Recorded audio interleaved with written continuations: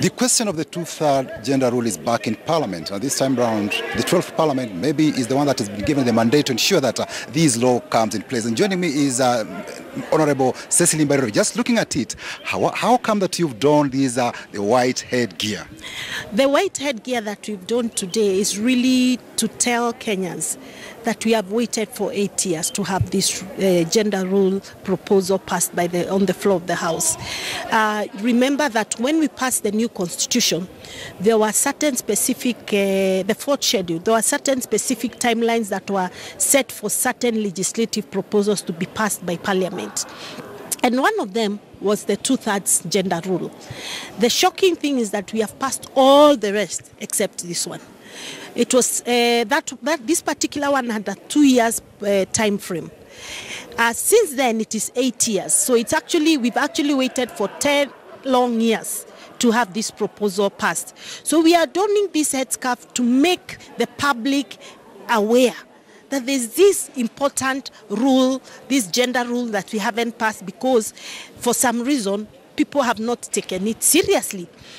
And we think it is time to make it, to use our means to lobby, to remind, to create awareness, so that by the time we are coming back to Parliament, because we are going on recess this week, come October when the proposal comes on the floor of the House, we can get support from our male counterparts. In fact, looking at it, in the 11th Parliament, there are 4 attempts to pass this gender principle bill in both the National Assembly and the Senate, and it flopped. What have you learned from those the lessons in the 11th Parliament that will inform your process in this 12th Parliament? We've learned a lot. I think there were lessons learned in the last Parliament. We did try several attempts in vain, and this time round we are changing our way of lobbying. We want to actually push our male counterparts who have been supportive to actually push this agenda, because we also want it to look, not to just look as a women's affair issue. We want it to look as an issue, a constitutional issue, an issue that affects everybody, an issue that is in the heart of each and every Kenyan. And so you're going to see a different way of doing it. Because looking at it from the experience of the 11th Parliament, there was male counterparts, your male colleagues argued that you are trying to intimidate them to if they don't pass the law, maybe some consequences will arise. And maybe just looking at the way you addressed today, some of their male colleagues expressed surprise and said, why are you doing this way? Is it a part of an attempt to intimidate them? Well, you will never miss those that obviously will not support it and want to make it look very bad, no matter what style we use to create awareness or to lobby. But one of the things we have said is that we are going to work hand in hand with our male counterparts, because we need 2/3 majority for this thing to go through.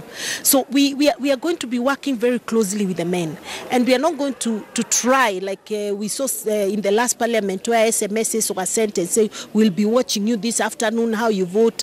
If you don't vote for us, we will be waiting for you at the ballots. We don't want that to be the language. These are some of the painful lessons we learned, and so this time we are going to use a more persuasive approach of lobbying our male counterparts. In pushing for such legislation, you also have to, there has to be political goodwill. I don't know whether you are talking to the party leadership to ensure that probably this time around also you have the whip along the parliamentary leadership, yes, and ensure that this particular thing is implemented. Well, let me say that on Thursday, when we were in State House during the awarding of conferment of awards to the women trailblazers, the President and the Honorable Raila Amolo Odinga did actually commit to support this particular 2/3 gender rule. You need to know that even in the last Parliament, the two strongly supported. But we think this time they have to apply a different approach. They have to reach out personally to the members of Parliament, especially the male members of Parliament, to show them why it is so important that this time round they do pass it. And in fact, maybe in the last Parliament, you are accused of not being so enthusiastic. Your male colleagues said that when it came to a debate on the gender bill, you skipped the sessions. That's why they never supported you then. No, that can only be an excuse. I want to tell you, because I was right at the forefront of that campaign, that we came out in our numbers. In fact, maybe 2-3 women may have been out of the country when it happened, but a majority of the women MPs were present and very active. Thank you. That is a nominated Member of Parliament, Cecily Maruru, just trying to share with us the 2/3 gender rule. And now joining me is Dr. Just looking at it, 2/3, 8 years down the line. It is very sad because when Kenyans brought in the new constitution, the hope of every Kenyan was that this constitution will be implemented wholly and fully. So it is a bit unfortunate that this particular constitutional proposal has not been passed to date.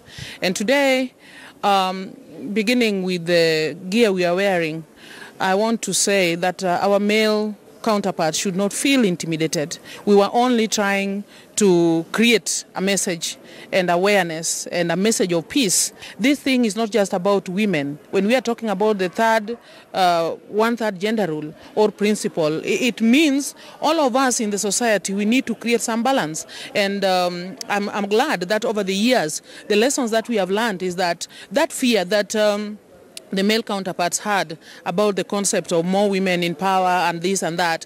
We have tried, and we are still moving forward with confidence and with a lot of peace and humility to demystify it and to tell the man, we are not here to attack. We are only here to complement. Apart from even donning these the headgear, are you also having legislative proposals that will see to it that that we realize the 2/3 gender principle? Because last time in the 11th Parliament we had so many various proposals, but members could not agree on any.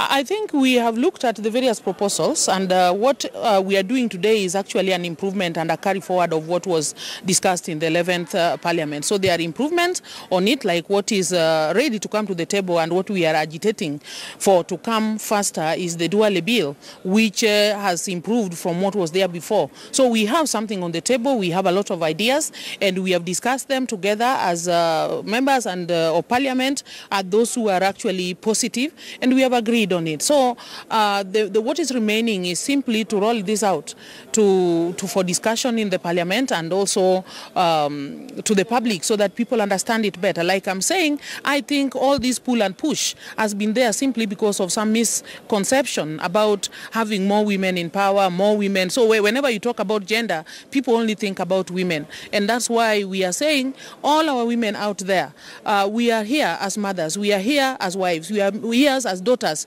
of this republic. So we are not really here to fight anyone. And what we are saying is that notion that we have always carried in the past of women are supposed to hide somewhere in the bush, and no, it is crippling our economy. Women and even men, the youth, the physically, the people who are living with disability, the marginalized groups, all these people have something that they can offer on the table of leadership and development. And that is what we are asking the public and the members of Parliament to come up and support us. And we have said we are struggling to have our 2010 constitution fully implemented. It would not be fair to this country and to the whole world if we create a new constitution and then we implement a section of it and refuse a section of it. Looking at it last year, the High Court was very specific. It gave Parliament 60 days to pass that law. But we were heading towards the election. The High Court had said if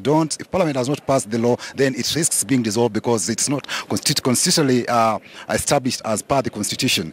This time around, do you see this possibility that maybe this 12th Parliament might be dissolved if they don't pass this law? Actually, if we want to really obey our constitution, and like the president and all our leaders have been saying that we should now work in transparency, accountability and responsibility, then if we are not going to see a reason to pass this bill, then we should actually dissolve the Parliament, because if it is in our constitution that in any congregation, in any group, in any leadership position, like the Parliament is one of them, at least a third of the people sitting therein should be of the opposite gender or sex, then we are operating in an illegal Parliament, and therefore it is unconstitutional.